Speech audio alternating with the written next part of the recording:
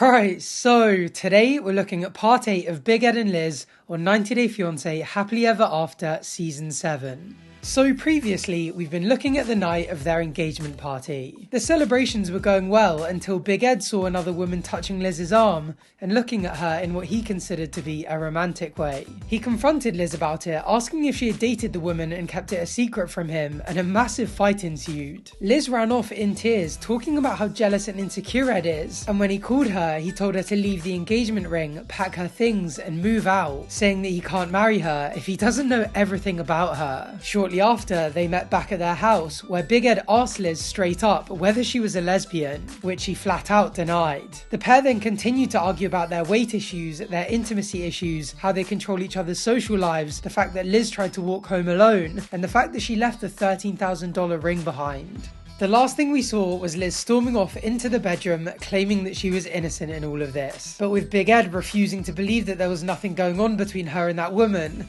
the argument has merely been put on pause. For now, Liz is heading back to the wall where she left the ring to see if she can find it. I know that Ed will have a hard time finding true love. I just really wanted that. I really wanted to be that person to show him that. I just want to find the ring and give it back to Ed, and I don't think I can do this anymore.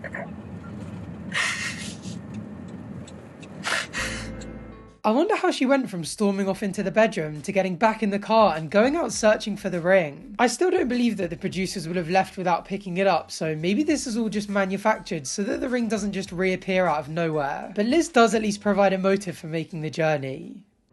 I want to go back to look for the ring because at this point, even though it doesn't mean anything to me, I still know Ed dropped an enormous amount of money, and I would like to give it back to him because he told me we're never going to get married.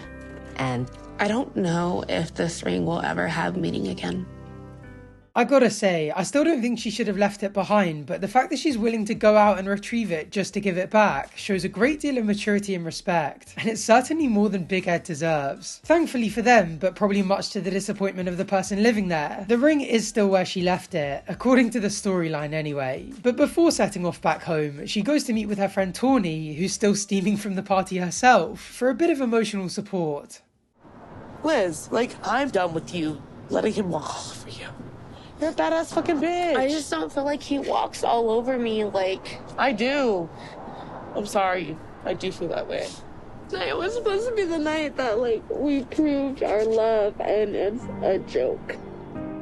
How can she say that he doesn't walk all over her? Only a couple of hours ago she was screaming at Ed, saying that she was tired of him talking over her, and saying that he controls her social life and who she's friends with. I'm glad Tawny doubled down on it, because although Liz sees a lot of Big Ed's flaws, she definitely doesn't realise just how bad some of his behaviour actually is. On a side note, Tawny is definitely drunk, but I also suspect that she's on something else, because that is definitely not gum she's chewing. In this moment, I would rather be single. I intended on being single for a while, and things just happened with Ed. And after everything tonight, I'm starting to second guess being in this relationship. If Ed and I break up over this, I definitely think that it's over for good. Wait, Liz, what do you mean if? Why is there an if we break up? And what do you mean you're only just now starting to second guess? This is worrying me because it sounds like she hasn't already decided that this cannot go on any longer. But after everything that's happened, particularly in the last 12 hours, how has she not realised? Does Big Ed need to grow horns and a spiky red tail for her to get it? Well, for tonight at least she's done fighting, so she gets back home and gets into bed without saying another word to Ed. The next morning, however, she's just as angry, if not more so, than she was last night. I need people like that in my life. I'm not comfortable with this girl because they want you. And they're gone. They're gone. I'm not comfortable with those girls because they want to be with you. What is that based on? The fact that they're lesbians? Does he think that people that aren't straight have an unrestrained, uncontrollable desire for every individual of every gender they're attracted to? Not only is that incredibly ignorant, but it's also flat out stupid because the woman in question literally has a partner. Maybe he's just projecting and doesn't realise that unlike himself, not every lesbian wants to hump every woman with a heartbeat. I don't want to decide our future based on last night, but we have a lot of issues on both ends. whether you admit it or not. Oh, I know I have issues. I know I have insecurities from our past breakups and everything like that. I've definitely not held back from criticising Liz for her toxic behaviour, and she evidently recognises that she has her own issues, but she's so right to bring up the fact that Ed contributes in no small part to them. Like, he can't cry about her insecurity issues when he spent the entire relationship purposefully making her feel insecure, with the things that he says and the way that he interacts with other women. He's complaining about it, but she's quite rightly telling him that he's suffering the consequences of his own actions here. You told me that you would be with a woman if it wasn't for me. You broke my heart so bad that I didn't want to have another breakup. Okay, so I was like, maybe I'll just date women. So but then I that's in my head. never dated a woman. Right. I told you no, and you didn't believe me. So Liz, you say that, and then fast forward to last night, one of your gay girlfriends is bracing you. Where do you think my head went? He's really spinning this here, isn't he? Like, he's not being shamed for where his head went, he's being validly criticised for his actions after the fact. If he sees her with another woman and feels insecure and worries that there's something going on between them, that's a natural reaction for him, and there's not a lot he can do about that in that moment. But what he can change is how he deals with those feelings. If he had just said something like, "You did absolutely nothing wrong, but seeing you interact with that woman in that way made me feel insecure," Liz couldn't have really been that mad at him for expressing how he felt. And in fact, she might have even given him some much needed reassurance. But the issue is that he took that insecure internal reaction and turned it into a problem by essentially accusing Liz of something without any real justification. And in fact, Liz doesn't need to be denying her attraction to women in response here because it's not relevant. Like, if she had dated a woman in the past, so what? She could have dated every woman on the planet. As long as none of that happened while she was seeing Ed, what difference does it make? She shouldn't be telling him that she has no attraction to women and validating it as a genuine concern. She should be telling him that he has no right to be concerned about any of that in the first place. There's nothing wrong with being a lesbian. The reason that we got in a fight was because this toxic person that I told you to get rid of, that she's bad for you, was invited to our engagement party when I cut out every single one of my friends to be with you, including my mom and my daughter. Don't put that on me. Well, Do not put that on me. Yeah, again, why is this person toxic and bad for Liz? Like, is she really? Or is Ed just trying to stop Liz from having friends that make him feel unjustifiably insecure? Either way though, good on Liz again for standing up to him and not allowing him to dump his issues with his mum and daughter on her. She's definitely dealing with him better the more sick of him she becomes. Like, she's not just disagreeing here, she's telling him how it is and putting him in place like the child he is. I haven't done anything to betray your trust. Get over it. I don't want a girlfriend, let alone a fiance, let alone a wife that wants to have a girls' night out, that wants to be in a bar. I am home with you. Stop making it seem like I'm this little party animal when we know who the party animal is. I'm not saying that. Again, I kind of feel like she's addressing the wrong issue here. She shouldn't be saying that actually she stays in with him most of the time and he's the party animal. She should be telling him that him not wanting a partner that goes to bars and clubs isn't her problem. If he doesn't want someone like that, that's fine. He's more than welcome to have that preference, and he's more than welcome to leave if she doesn't fit that preference. But his insecurity issues don't give him a right to guilt her into behaving in a way that fits his preference, and essentially just means that she's not allowed to go out with her friends. Just because he doesn't outright say that she's not allowed to go doesn't mean that he's not stopping her. This is the exact type of controlling behavior she was talking about in the last video. You drink to a point where you can't stand up. Every single night. I've never drank to the point where I can't stand up. You told me when you were drunk the other night that you would rather sleep with Alex and fuck her than me. Oh, and what have you told me when you're drunk? What do you tell me? To hurt you back? Yeah, you tell me the same thing. What, that she would rather sleep with Alex too? I mean, who wouldn't? Jokes aside though, even though it wasn't caught on camera, I can so see Big Ed saying that. It would have been one of those times where he says something masking it as a joke, but knowing deep down that it will make her feel jealous, insecure, and make her feel like trash. And he definitely intends every part of it. Also, him claiming that he doesn't get so drunk that he can't stand up is unfair. We've said before that he's built like a weeble, and they're literally built to never topple. It's not a lack of alcohol keeping him standing, it's his spectacularly placed centre of gravity.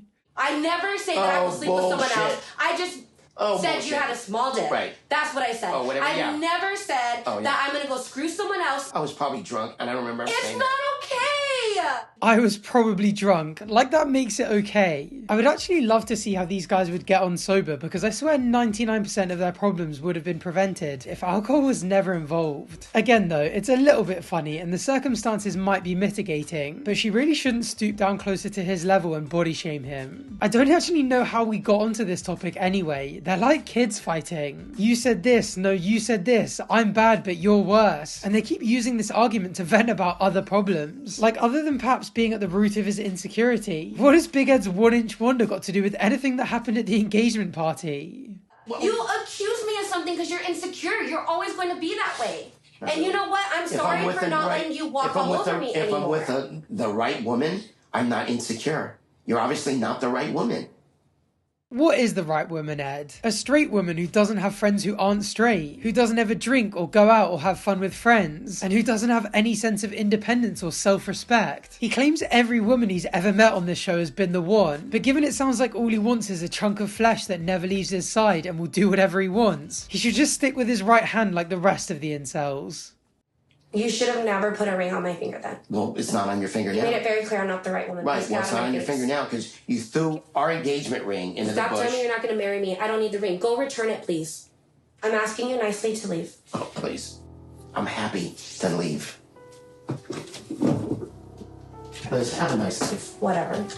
He's so melodramatic, isn't he? He's the same in Heartbreak as he is in Love. When everything's going great, he's like a cliche rom-com cringe line generator, talking about true love and soulmates and all that kind of stuff from the first date. And when things end, he whines on about the other person being scared of true love. And now he's signing off with have a nice life. It's always more sinister than that with him though. Like here, why is he taking the dogs with him whilst he leaves the room? I wouldn't be surprised if this was a conscious manipulative statement to Liz, basically telling her like, if you leave me, I'm taking the dogs, the ring, the house, the money, everything. It's like he's trying to reinforce the idea that without him, she has nothing and is nothing.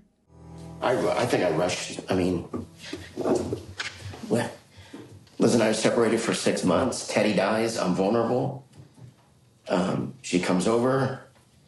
48 hours, we're engaged. And I did move too fast. I really think I made a big mistake.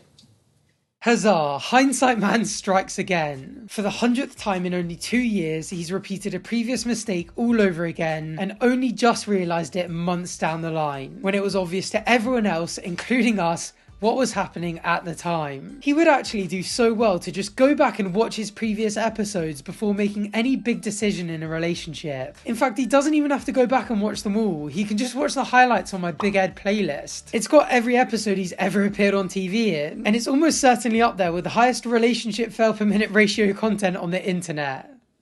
I'm the one who's always making changes, not him. The only thing that's really changed is he speaks for himself now. But all his behavior stuff is still there. It doesn't make me feel like I'm his equal.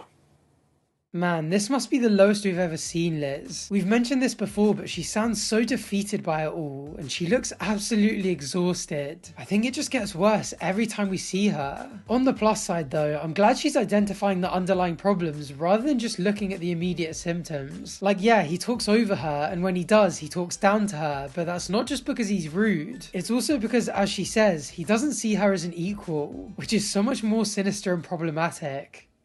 I do love her. Yeah, we don't like to fight. Like, this sucks, but, anyway, sorry. I just,